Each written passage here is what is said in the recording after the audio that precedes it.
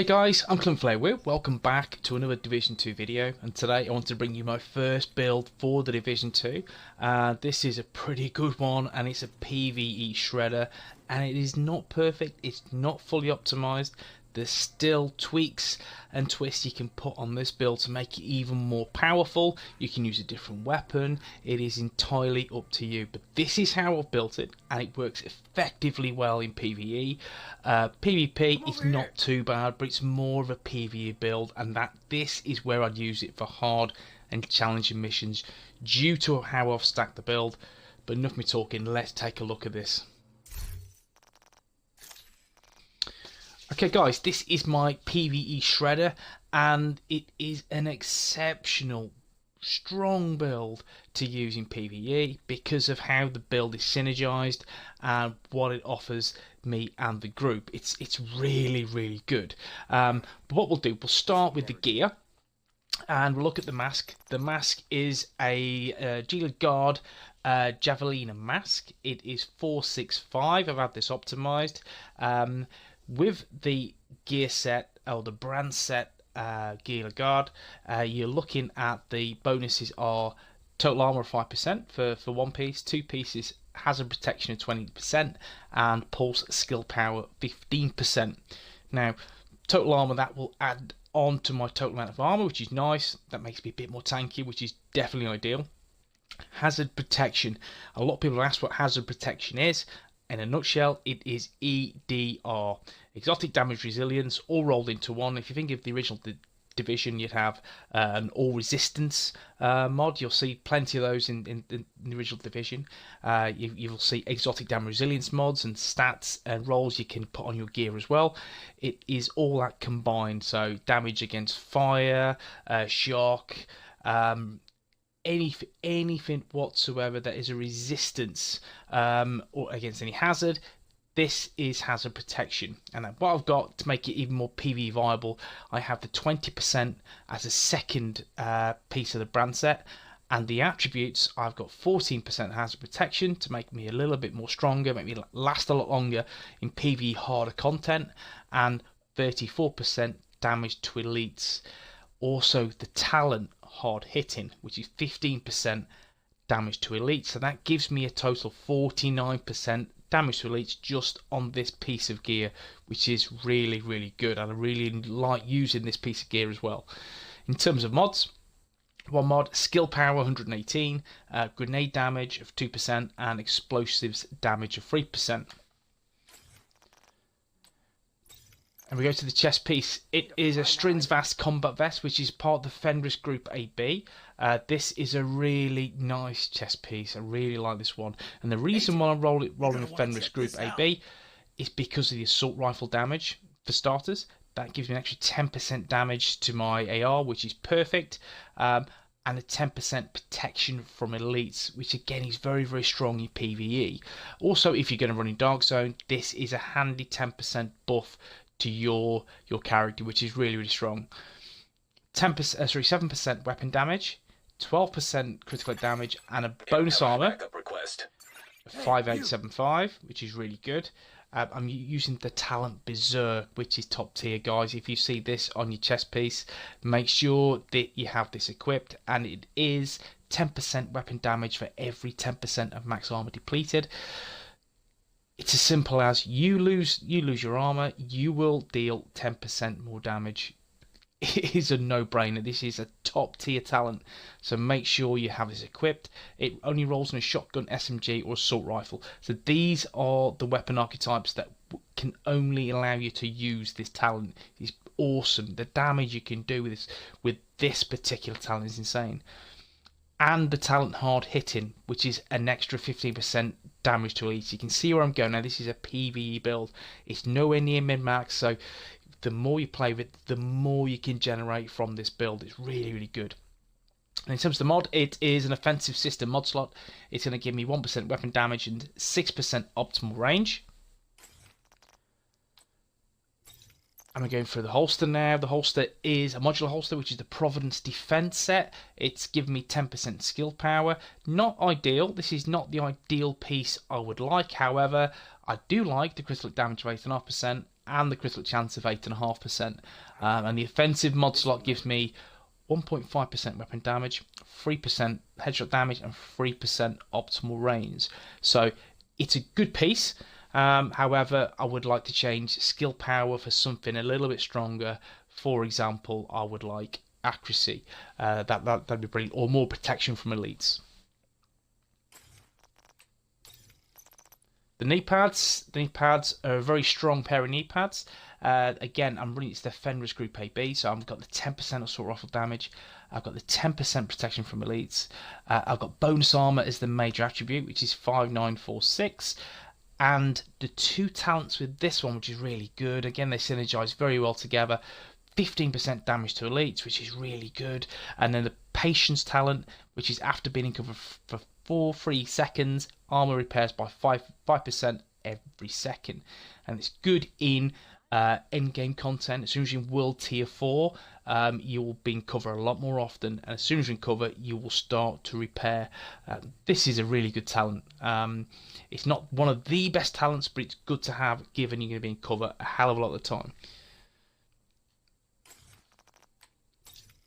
Onto the gloves. It's a Yugaki firearm gloves. It's the Murakami Industries brand set, and I'm only rolling for one piece, so that will give me 8% health. As the attribute, I have a major of 3,178 health and 335 skill power. Ideal scenario, you change that skill power to assault rifle damage. Then it's the perfectly rolled pair of gloves.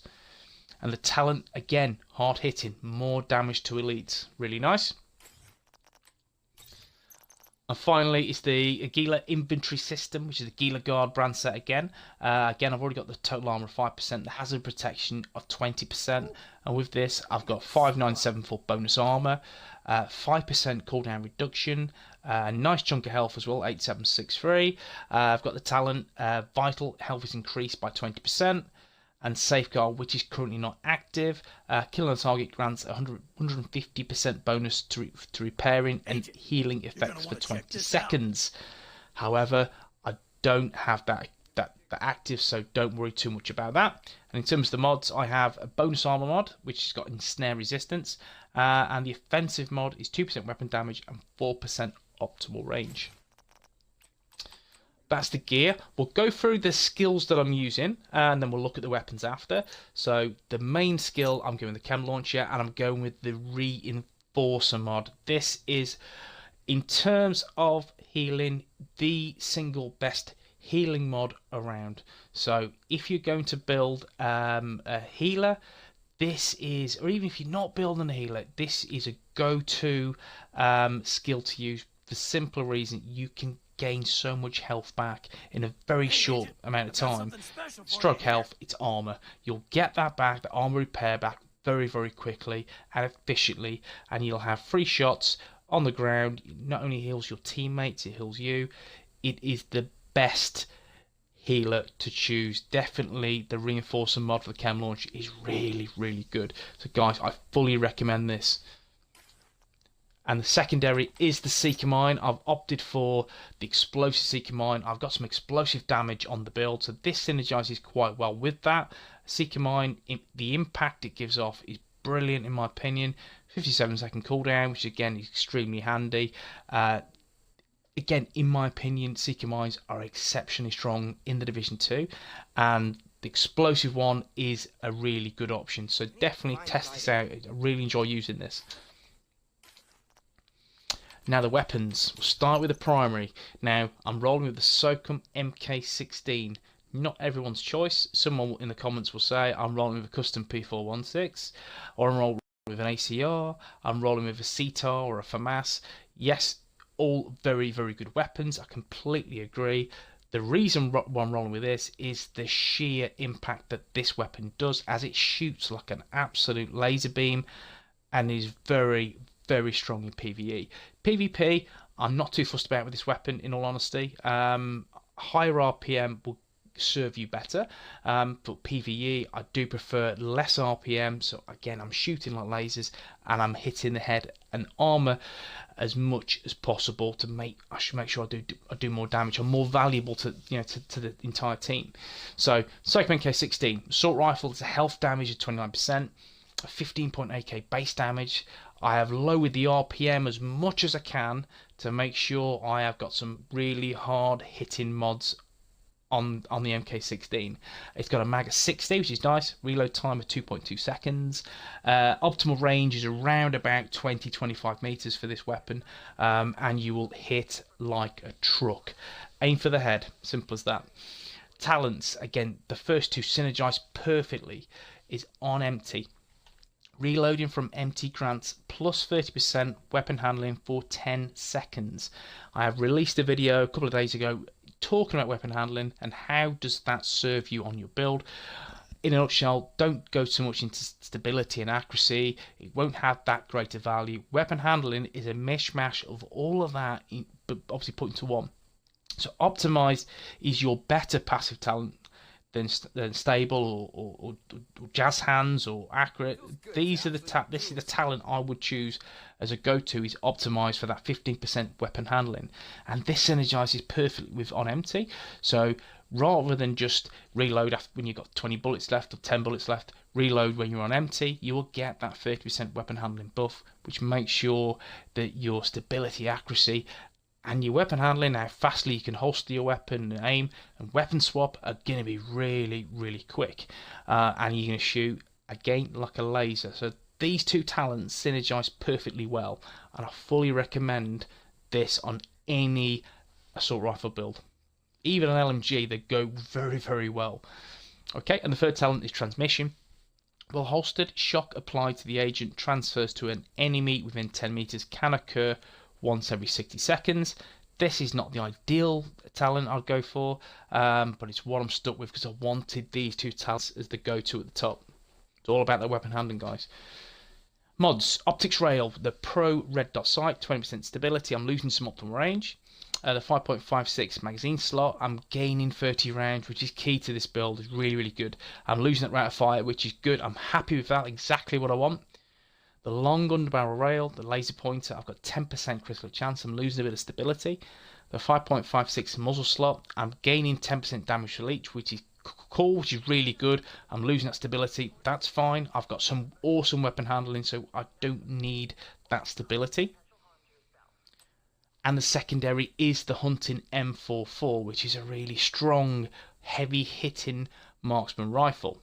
Now with that, it's got a base damage of 77.4k. 55 RPM, but don't worry about that. There's 5 in the mag. It's quite accurate and a little bit stable as well. The talents with this weapon, breadbasket. Landing body shots adds a stack of bonus plus 5% headshot damage to the next headshot for 10 seconds. Max stack is 10. So when you're facing elite enemies, try and go for body shots and then stack that damage to then go for the headshot for just a one shot. It's really good, really strong as well if your aim is on point. Jazz hands is the second talent, 10% reload speed, and given marksman rifles, they do seem to take forever to reload. This does help. So with this particular build, Jazz hands does synergize quite well with a marksman rifle. And stop, drop, and roll. While equipped, rolling removes burning, bleed, and poison status effects can occur once every 60 seconds. So again, my advice with this is make sure if you get on fire or you're bleeding or poison, then make sure you roll like this to remove those status effects. Really cool. It's a really good talent to use as again a nice little passive talent in there. Mods, accuracy and critical chance as a minus on the T2 micro red dot sight. Personally, I don't like headshot damage sight, and simply because I don't like the way the screen shifts into the scope. I prefer aiming down the reticule. I think it's so much easier. Yeah, you don't get the distance, and yeah, you're losing a little bit of damage, but I'd rather hit more often and be more accurate than randomly have that little shake to the screen, a little vibration. I just don't think it helps. So personally, this is what I opt for. The integrated magazine slot, I've got some reload speed as well to make that reload time even better. I'm losing a little bit of accuracy. The long underbarrel rail, I'm gaining critical hit chance, I'm losing stability, but then the muzzle, I'm gaining stability and losing a little bit of accuracy. Okay, I think, see, again, the sniping marksman rifles, I think they work well, especially in in-game content. I've personally gone, I think my better options are sniper, assault rifle. I'm running the survivalist, which I'll go through that very shortly, but I'm rolling with a survivalist, and I feel that it's a better synergy of your playstyle. Again, it's not for everyone, don't get me wrong, but I sometimes like to fight at distance, and doing that, having the marksman rifle, it just means you can do a lot of damage quickly. Okay, that's how the build set out. We'll look at the stats now. We'll break it down even more for you. These are all the talents I have active, which I've already gone through. The ones that are not active are the ones highlighted in red, safeguard, and there should be one more, which is reformation. Headshot kills increase skill, repair, and healing by 25% for 25 seconds. That's not active, so it is what it is. So this is based on my primary, which is the SOCOM MK16. 18.5% critical chance, 46% critical damage, headshot damage of 58%, a range, again, that perfect range is 25 meters, the 2.2 second reload time. I'm losing of accuracy, losing a little bit of stability. However, weapon handling is a sleeper talent, so do not worry. You see in the footage that my aiming is pretty good, and I'm not going here then everywhere to try and control this weapon. The 30% buff does work, it works very, very well. Check out my video from a few days back and you'll understand exactly why I've rolled with this. In terms of the defense, again, the 15% weapon handling, 11.5% all weapons damage bonus, 25% assault rifle damage bonus. This works really, really well with the SOCOM MK16, which hits very, very hard.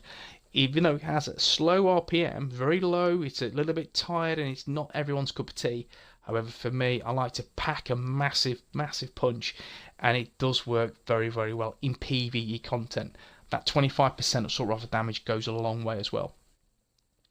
And the creme de la creme, 104% damage to elites. As I've said before, this isn't min-maxed. It's nowhere near, and that can be even higher, guys. It can be really, really.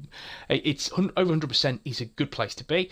I did see the Epic Slayers video a few days back, and that was 102%. So this is a little bit more. And again, as with his, there is room to improve. And this is what I recommend, guys, is just try and stack as much damage to elite as possible to deal as much damage as you can as possible. Again, this is a world tier 4 build. Don't worry about building until you're at that point, because this is what you need. This is where you need to be at before you consider even builds, because you'll trash all your old gear in world tiers 1, 2 and 3. So 4, as soon as you get there and you start getting 450 drops, then you start looking at your build. My armor's 178,000, max health 50,000, health regen 25. The hazard protection does work very well, guys. I do recommend it.